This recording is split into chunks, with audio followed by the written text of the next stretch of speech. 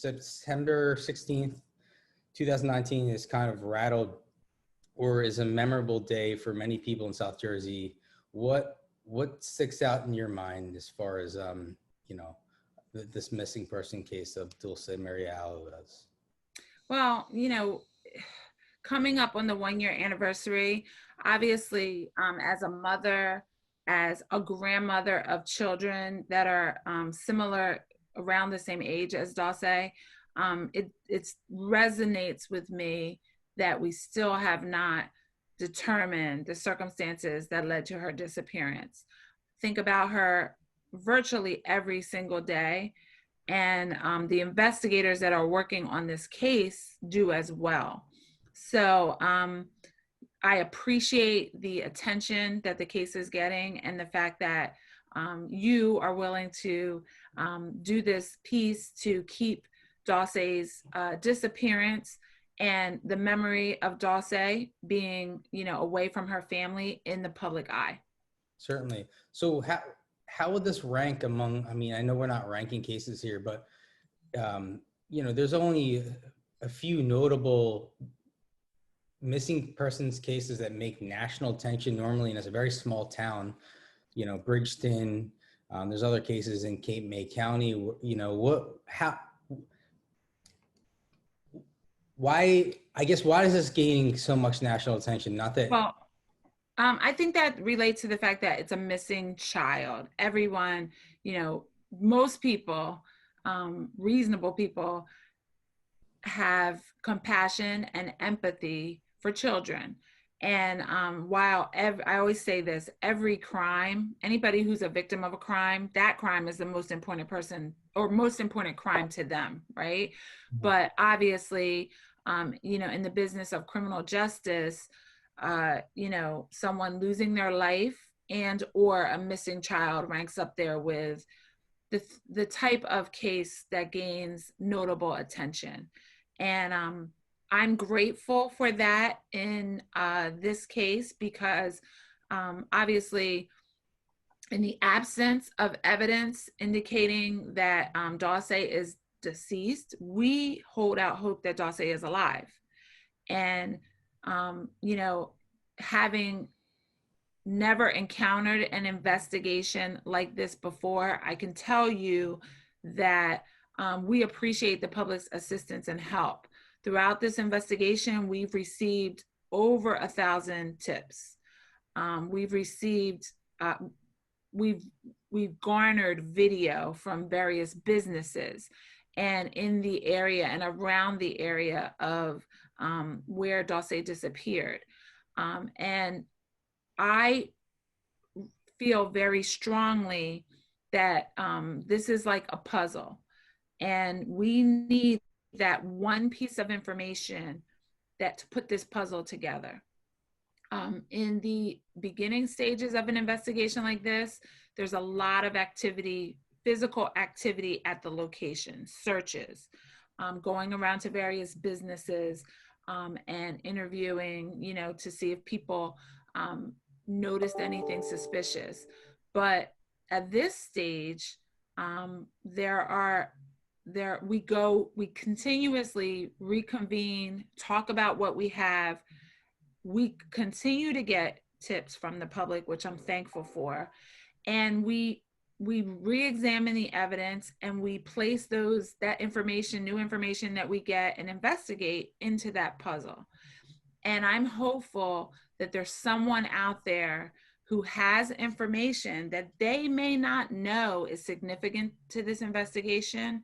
And what I want them to know is that no piece, no suspicion is too insignificant to report it. And we've given them, various ways to do that. They can report it to the Bridgeton Police Department at 856-451-0033. In addition, if they speak Spanish, they can call 856-207-2732 and report the information that way. Additionally, if someone feels that they're concerned about their immigration status. I want the public to understand that if you are a witness to a crime, we do not care about your immigration status. In addition to that, we have the Immigration Trust Directive, which says we can't ask you about your immigration status if you are a witness or a victim to a crime. So we want the public to know, and we want the undocumented public to know that they can feel safe coming forward and giving us information. If they don't continue to not feel safe doing that, we've also given them a way to give us that information anonymously. They can call the TIP 411 line, and that's just spelling out TIP 411 on, not call, text, excuse me, that TIP 411 line, and put Bridgeton in the subtext, and investigators in Bridgeton will get that information. The TIP 411 line is totally anonymous, and we're able to communicate back and forth with people through that line. So what I want the public to know is that they can safely come forward with information. And if they just have a suspicion about something, a child looks like Dulce, something that they remember that just didn't set well with them, it is not too late to get that information to us, and for us to place that in this big puzzle that we have, in hopes that we are going to be able to determine the circumstances that led to Dulce's disappearance. Awesome. So you touched on a couple things that I just kind of want to dive into before I dive into the day she went missing.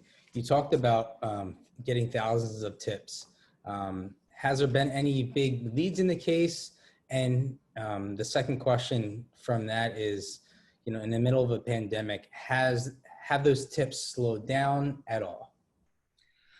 I'm not sure that the tips slowed down as a result of the pandemic. I think the tips, there were a lot of tips in the beginning because, we had the description of the red car. And then we also had tips related to the photo that we released of the Hispanic, described to be Hispanic male. Mm-hmm. So I think that possibly the tips slowed down as a result of the passage of time. But I'm encouraged because even throughout the summer, we've received tips in this case. And every tip that we receive is fully investigated and vetted out. So, I want the public to know that it's not ignored, it's logged, and it's examined. And when an investigation such as this goes on without immediate success, those tips are also, we go back and we look at the evidence that we have, and we try to fit the pieces in together to develop, a suspect, or develop information that will lead us to the circumstances surrounding her disappearance. So just because you give a tip and you don't see something happen immediately, that still may be that puzzle piece that, once we gain more information, we can plug in. So it's important for the public to know that. And I appreciate the time that you're giving and attention you're giving to this case, as well as other media outlets, because we need to keep Dulce's, the fact that she is missing, and the memory of her. When I say memory, I don't mean that she's deceased. I mean the memory of her disappearance in the public eye, so that people remember that we are still trying to bring Dulce home to her family, and that it's important for us to keep, our eye on the prize, which is to find out what led to her disappearance.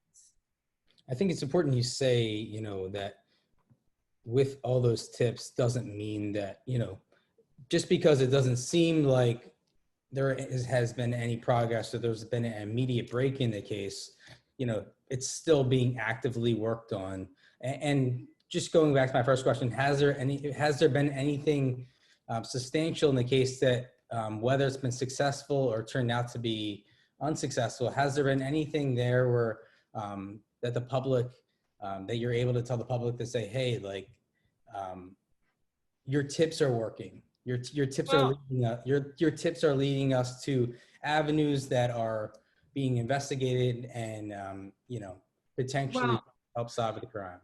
unfortunately, I cannot talk about the details of the investigation because, as I previously said, once we find out who's responsible for Dulce's disappearance, I anticipate that there will be a prosecution. However, what I will say is that tips have come in this summer. They've been fully vetted out. Investigators have, gone out of our state to vet those tips out. And we leave when you don't know who's responsible for the disappearance of a child like this, you can't form preconceived notions. We have to leave every option on the table until we find out and charge the person that we believe is responsible for her disappearance. So from that perspective, I get excited every time, investigators notify me that we've gotten a new tip. I remain hopeful. And what I really want the public to understand is that this will continue to be an active investigation until we find out who is responsible for her disappearance. We're not going to forget about Dulce. We don't want the public to forget about Dulce. This community has suffered as a result of her loss, as any parent would empathize with someone who's lost a child and we can't find her. So this is going to remain an active, open investigation. I have to thank our partners, of course, the Bridgeton Police Department, the New Jersey State Police Missing Persons Unit, as well as the FBI, because the state police as well as the FBI, they are force multipliers that we need, to continue to work with us and cooperate with us, because we, in the investigation, not revealing that, Dulce is deceased, I do remain hopeful that she's alive.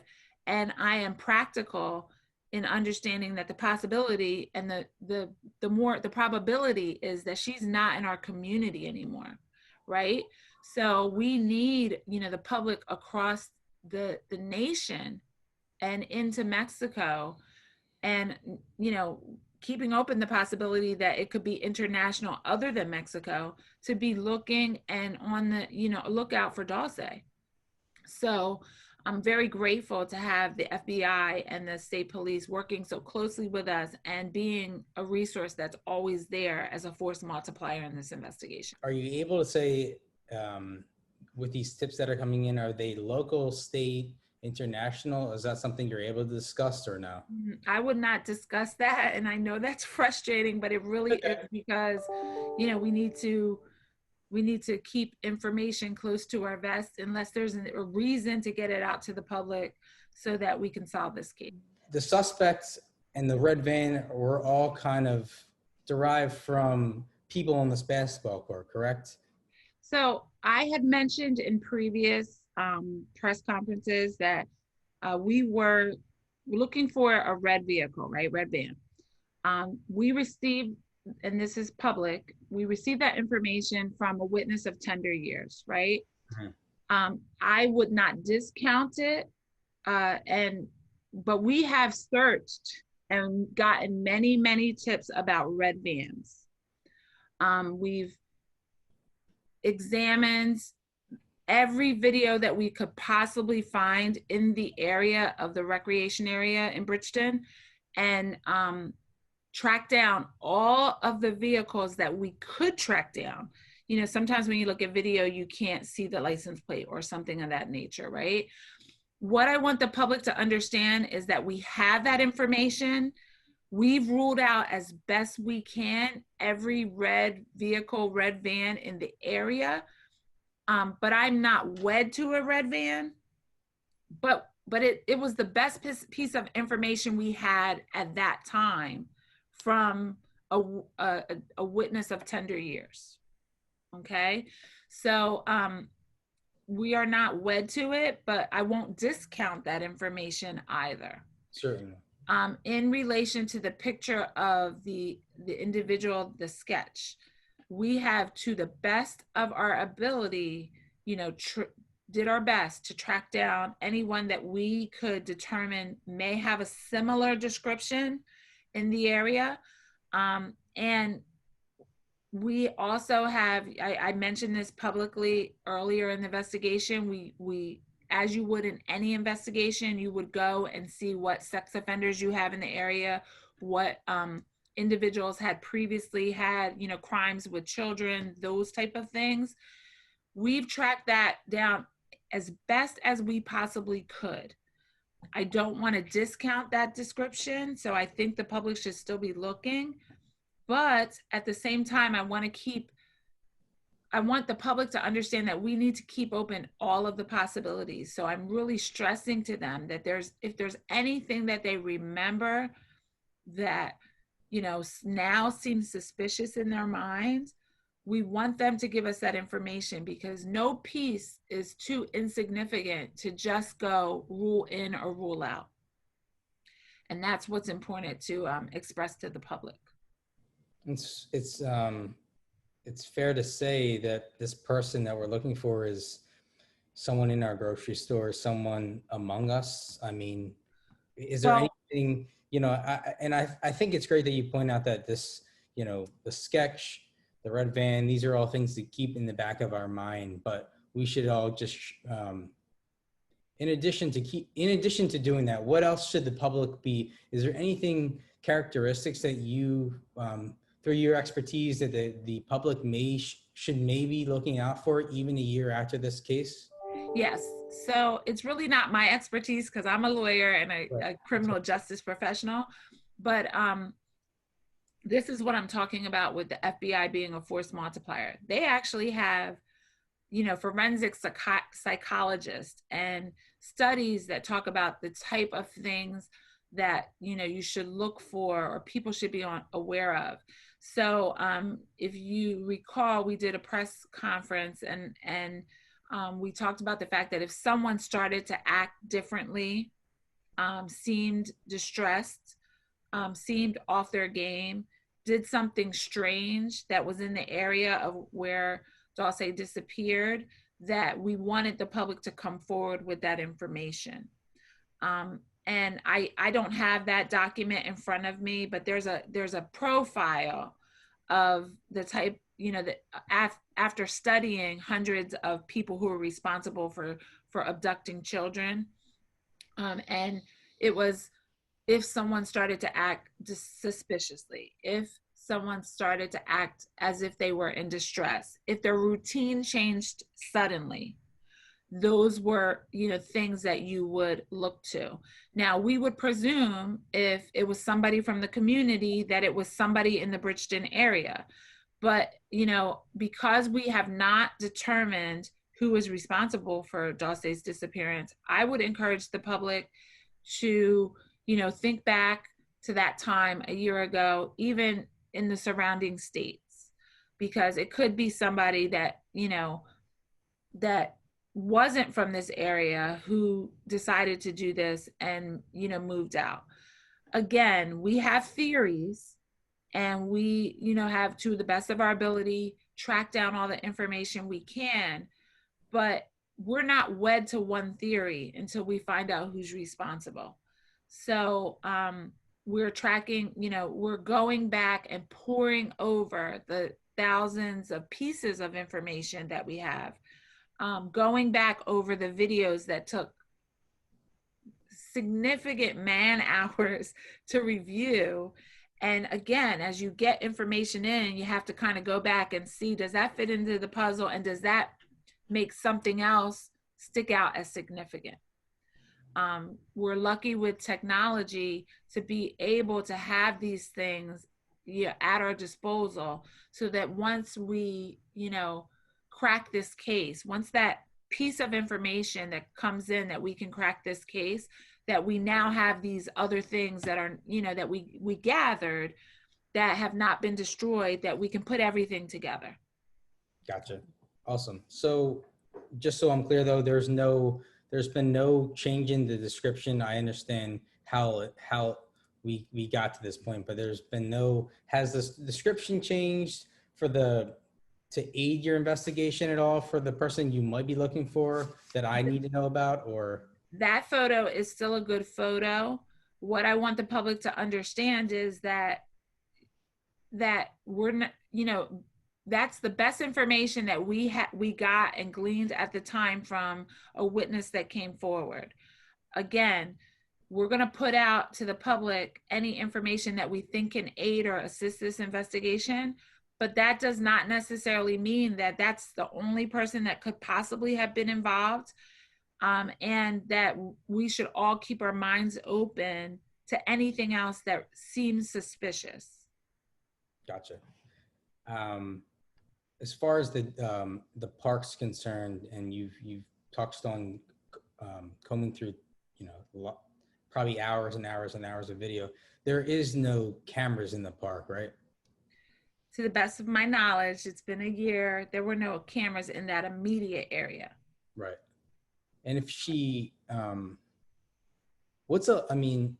this is just out of my interest, but I mean, she could be on video if she left the state. I mean, she could be there somewhere on video.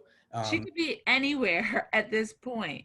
Right. So that is why I want the public, I appreciate that people like you are keeping this story alive, keeping her picture alive. I appreciate the Center for Missing and Exploited Children, because they have, made sure that Dulce's picture has been in leaflets throughout the nation. Because what I would ask the public to do, if a family that didn't have a child pops up with a child that's in the 5-6-year-old range, appears to be in that range, and that seems suspicious to you, then I'd ask that you contact our the FBI or our tip line or Bridgeton Police and get us that information. One thing that has really impressed me about this investigation is that we've had numerous possible sightings of Dulce, and each time that has happened, we've been able to call upon law enforcement partners, as far away as California, and say, someone saying that there was a sighting there, could you track this down? And they've been able to verify, oh no, that wasn't Dulce, this is so and so's child, right? But that, again, there are cases such as this that have been solved by sightings. So everyone has to be taken seriously. Everyone has to be ruled out or ruled in. And I've just been very thankful for the cooperation that we've gotten from police departments all over this country to do that. So the FBI is talking about the case recently, and they've called this a possible crime of opportunity. Basically saying that, Dulce could have just been a random person on the street. This person was just looking for an opportunity. Again, I know you can't get into specifics about what may have happened, but just giving you the opportunity to even shed some light on what they're saying. I mean, this could be anybody.